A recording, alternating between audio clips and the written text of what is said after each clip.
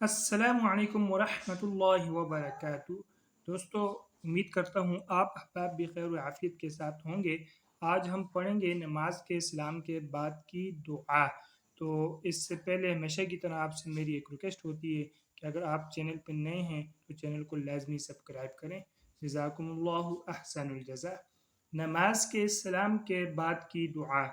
حضرت عائشہ رضی اللہ عنہ سے روایت ہے کہ نبی کریم صلی اللہ علیہ وآلہ وسلم جب اپنی نماز سے فارغ ہوتے تو 3 بار استغفار کرتے اور کہتے: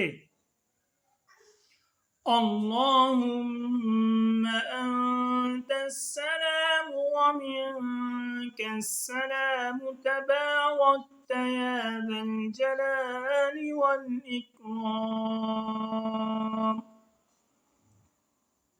ترجمہ: اے اللہ، آپ سلامتی والے ہیں اور آپ ہی کی طرف سے سلامتی ملتی ہے۔